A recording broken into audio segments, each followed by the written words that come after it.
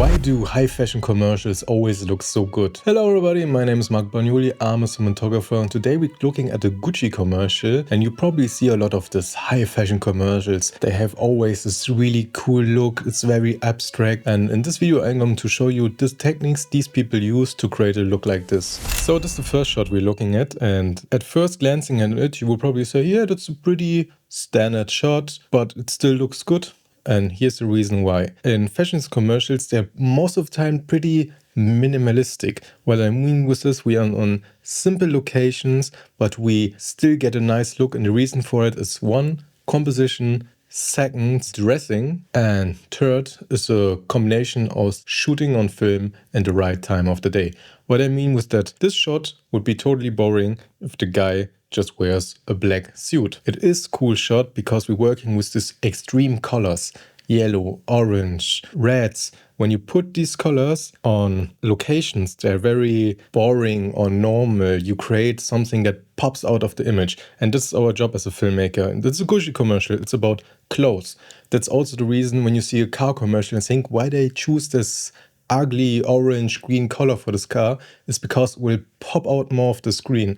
The goal of a commercial is to get awareness of people. So when you're looking at a TV or at your smartphone and see this bright color, this is the reason why you react to it, why you remember it. So when you're trying to sell clothes, always try for your commercials the more flashy pieces, because that creates the interesting of the audience. And then when they're already on the website, they will go for the more normal clothes. So next thing, when you're doing shooting outside with minimal equipment and everything, try to shoot at the right time of the day. What I mean with that, start very early in the morning or very late at the morning. You want the sun to come very on eye level, so very, very down, because this creates this long shadows. It's nothing is more bad than shooting in the middle of the day at bright daylight. The sun comes straight down, you create no shadows, no contrast, everything looks really ugly. You can't bounce the light, you can't form the light. So go for this. It don't has to be golden hour. Just in this area shortly before golden hour, and you will create much nicer results without any effort. Also here, now always put your actor in some kind of forms or leading lines. Here the combination of these leading lines and putting it in this square really focus our vision on him in combination with this yellow suit. Also nice angle. Somehow people are really scared to put the camera way up. Don't go always on eye line to create more depth or low angle. Try sometimes to just jank the camera up, tilt it down, try to find nice composition, and you have a lot more unique shots in your repertoire. And this also works when you're going for a top shot. You need a low sun because you need this nice long shadows on the image to make it more three-dimensional. This is the next shot, and same thing here. We now have this yellow football goal thing, and it really stands out of the image because we have the color contrast with the nice blue sky. Also, fashion commercials really work often with negative space, so that your actor is just in a small portion of your image and the rest just breathes. You can create a really cool look because it is most of the time more artsy when you implement it right. Also, it gives the feeling of more space, more painterly. Look at paintings, they really often work with negative space, and we replicate it. Also, that's Gucci commercial, you have to implement some satanic implementation. So we put these things like horns to amplify the will of the devil. This is the next shot, and I think this also has a really nice aesthetic. So hold it a lid and set up a scene like this. First of all, like I said before, compositioning and placing many actors at the same time is really difficult, because how do we not make it boring? They placed one woman here at the sofa and let him sit on the floor. This already creates two things. One, we balance out the shots that we have two different sizes of people, and also we created more layers. Because he is sitting closer to the camera, we created a layer, then the couch is coming, then she's coming, and then the background. So in shots where it's pretty simplistic, you don't have to add much layers because often they also work very flat, but this is a nice technique. Look at a lot of photographs. Photographers do that a lot better than filmmakers, I think, is placing more people in one frame.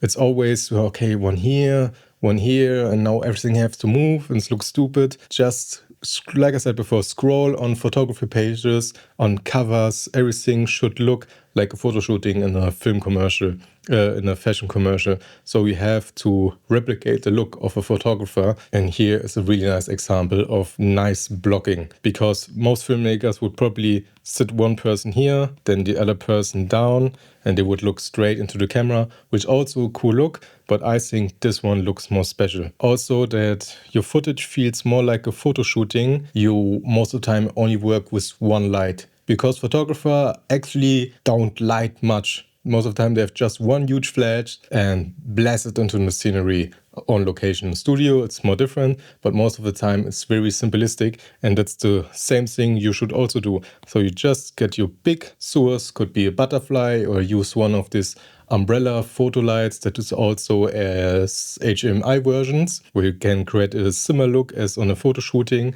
and just blast it into the scenery.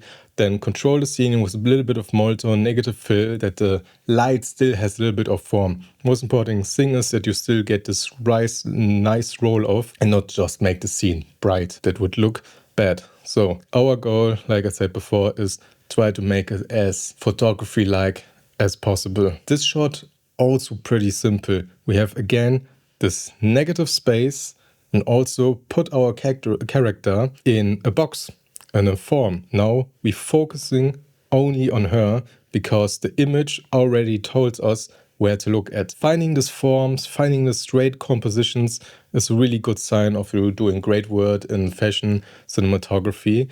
And like I said before, the light is most of the time pretty simple. Here again, we establish here is a window somewhere. So maybe two lights, one big butterfly to give her a key light, then another light, hard light, that just gives a little bit of texture on the background. Always, when you're really flat behind the wall, try to create a little bit of texture on the background. This is actually first light you should set, because this will create your three-dimensional feeling. So one light always at an angle that you create this little bit darker area on the upper part and brighter part on the underside of the image. Just then put your person in, a little bit of key, and the shot is done. Works 99% of the time. If you start looking at it, at all commercials, there's always this light shaft on the background on the wall, every time. Then we have this scenery where we, again, always, this commercials works always the same. Different scenario. We have a lot of negative space around him, but now we fill this with very interesting practicals and candles.